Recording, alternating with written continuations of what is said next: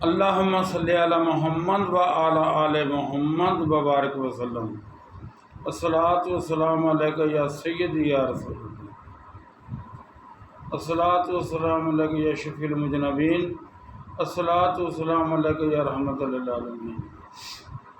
جو دوست بھی میرے ساتھ راہ سلوک کا سفر طے کرتے ہیں ان سب کو خوش آمدید، اور ان کو میں مبارکباد پیش کرتا ہوں کہ وہ اللہ کی راہ میں نکلے ہوئے ہیں اور اپنا وقت ایک خاص مقصد کے لیے لگا رہے ہیں، کیونکہ اللہ تبارک تعالیٰ توفیق دیتا ہے تو پھر ہی اللہ تبارک تعالیٰ انسان جو ہے نماز پڑھتا ہے، روزہ بھی رکھتا ہے اور ذکر بھی کرتا ہے۔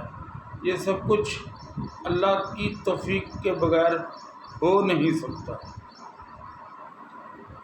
دوستوں سے درخواست کروں گا کہ ویڈیو اچھی لگے تو سبسکرائب بھی کریں، شیئر بھی کریں اور کامنٹ تو ضرور کیا کریں۔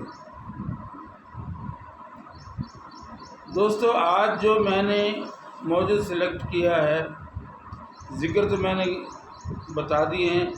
آج جو خطرات ہیں، جو شیطانی خطرات ہیں، ان سے کیسے بچا جائے اس کے اوپر بات کریں گے آج۔ دنیا کا کوئی بھی انسان یہ نہیں کہہ سکتا کہ میں شیطان کے غلبے سے بچ گیا، ما سوائے انبیاء کے۔ حضور سے پوچھا گیا، یا رسول اللہ کیا آپ کے ساتھ بھی ہے؟ آپ نے فرمایا ہاں، میں نے اس کو مسلمان کر لیا۔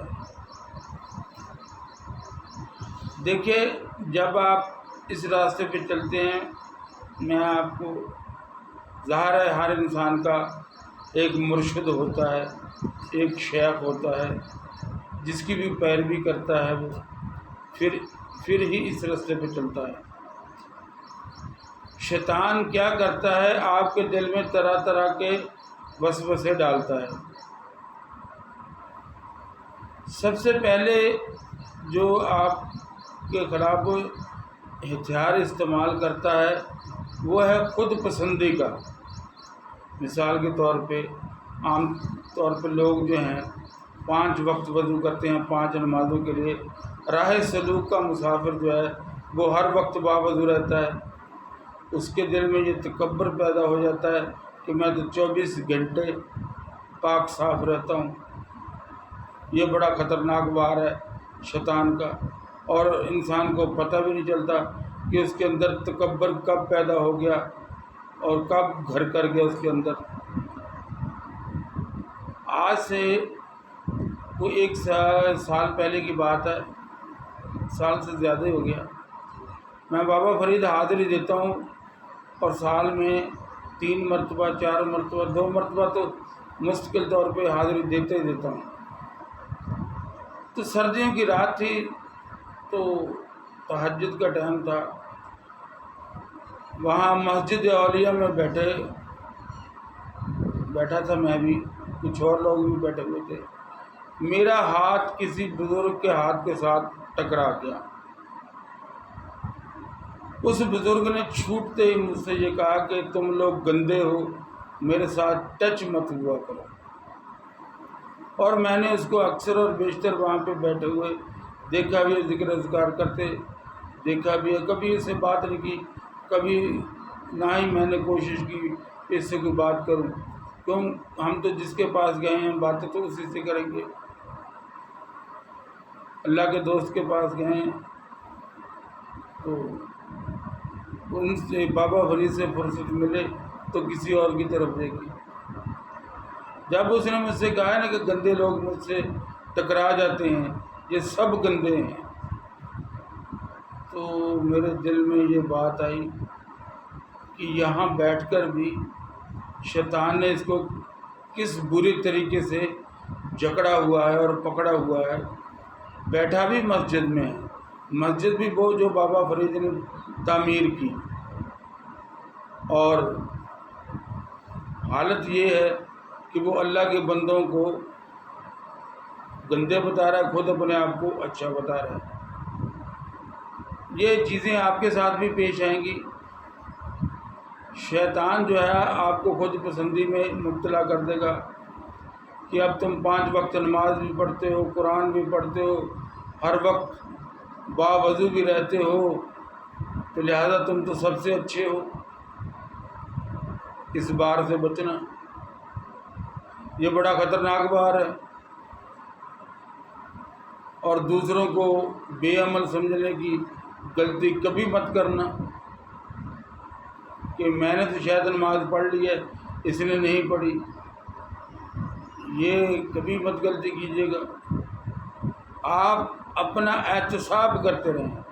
جب بھی شیطان آپ کے دل میں ایسی کوئی بات ڈالے کہ میں اب لوگوں سے مختلف ہوں یا میں لوگوں سے اچھا ہو گیا ہوں، سمجھ لیں کہ شیطان آپ کے اوپر وار کر رہا ہے، اور آپ کو اس سے بچنا کیسے ہے؟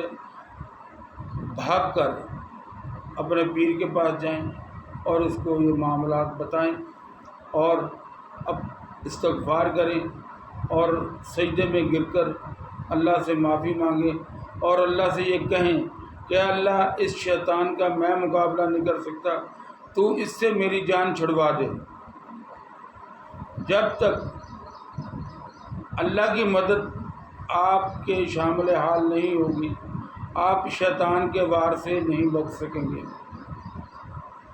کبھی وہ آپ کے پیر و مرشد کے متعلق آپ کو طرح طرح کے خیالات آپ کے بھٹکائے گا کہ شاید اب میں پیر سے بڑھ گیا ہوں، یا میرے پیر و مرشد تو اتنے پڑھے لکھے نہیں ہیں، اگر کسی کے زیادہ پڑھے لکھے ہیں تو کوئی اور اپنے پیر کی کمزوریاں دیکھنی شروع کر دیتا ہے۔ یہ سب شیطان کے بار ہیں، ان سے آپ کو بچنا پڑے گا۔ اگر آپ ان واروں سے بچ گئے شیطان کے، تو آپ کامیاب ہو جائیں گے، ورنہ منزل کبھی نہیں ملے گی۔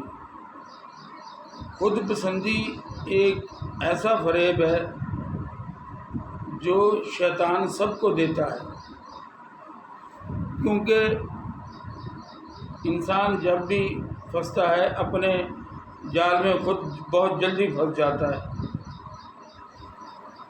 اپنے آپ کو اچھا سمجھنا، دوسروں سے برتر سمجھنا، دوسروں کو حقیر سمجھنا، بے عمل سمجھنا، بے نمازی سمجھنا،